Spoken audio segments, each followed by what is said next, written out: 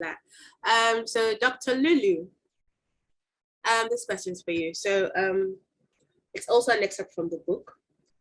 Why do you want to do something so masculine? So that's me reading it in your father's voice when you found out about your architectural interests, right? Can you tell us a bit about that phase of your life and how you were able to, navigate to where you are? Because I know you ended up not being an architect.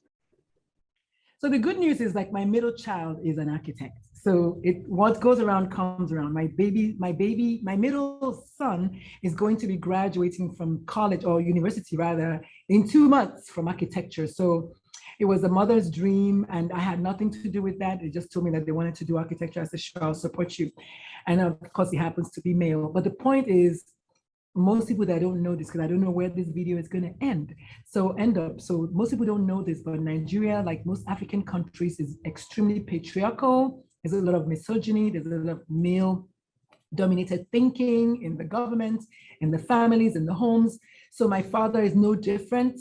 My dad, even to this day, always says, oh, I just do stuff like a man, like it's so Herculean.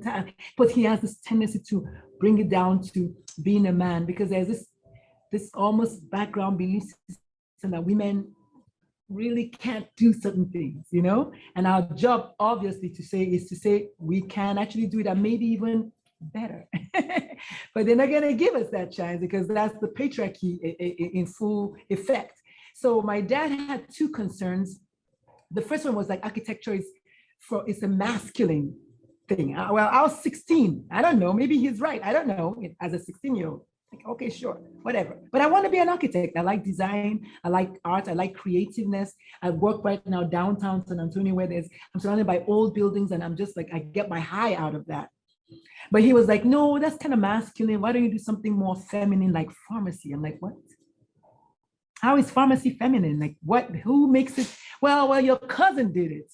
She's a girl, so it must be. And you have to hold space for my dad, and actually maybe even give him flowers, because not very many men are expressive with their daughters. Not very many men will tell you what they're thinking or why. They'll just tell it to you. But his reasoning was, your cousin did it, so maybe you can have a buddy with the cousin. First of all, I knew the cousin, but I wasn't like, didn't know her like that. Secondly, I want to be an architect because I want to be an architect. But this is just to show you that children do trust their parents and do listen to their parents and do end up doing, for the most part, what their parents suggest. Parents have a lot of power that they may not know. We can say stuff and just change the whole trajectory of your child. So I said to myself, you know what, rather than doing pharmacy, which I was just not feeling, why don't I just do medicine? If I'm going to go through all that, I'll just do medicine. I didn't know anything about pharmacy, didn't know anything about medicine, and I truly didn't know anything about architecture. I just wanted to design buildings. But just to show you how ultimately I designed the home that I lived in the Carolinas, which I still got that fix. And these days, if I want to travel to any country, I want to stay downtown. I want to go see the old buildings. It's still a very dear place in my heart. And now my baby is going to design buildings for Disney World. So I'm like so excited, like it's coming full circle. So there's a lot to be said about my father giving me his own opinion, but also I want you to notice how he did not insist on it. He didn't say you must do it. He still said, okay, you want to go to med school? Well, we shall see. And I said, you know what? We shall see. And boom. So there's a lot to be said about a father who also opens up and allows for a conversation, which is not very common for most African dads. My dad is a little. Exactly. So in that kind of situation, I mean, I know I went through that as well with my parents, right? And I mean, for today's young lady, today's woman, how do you think she should, deal with things like that? Because, like you said earlier, it's a very, very patriarchal society that we are growing up in. We're not used to having conversations with our parents and saying, okay, this is why I want this. They have their reasons that, things like you said, family. Sometimes it's just so that they can show us off and say, oh, my daughter is a, medical doctor and all of that. They like all of those things, right? So for today's young girl, how would you, advise her to deal with things like that when she faces, my dream versus my father's dream for me or my mother's dream for me, things like that? How should she handle it? What a beautiful question. So one of the things that the book does is it's dedicated to the girl child. And to me, I think that, as you know, the girl child is another person that we don't elevate enough. We do not show her love. We don't give her flowers enough. So what I'll tell any little girl that's coming up is to connect deeply and wholly with her inner child. The strength lies in the inner child. And the thing about men that they don't know is most married women will tell you that there's a way to make your husband think it was his idea. Like, just make it look like it was his idea. You and I know that it was your idea.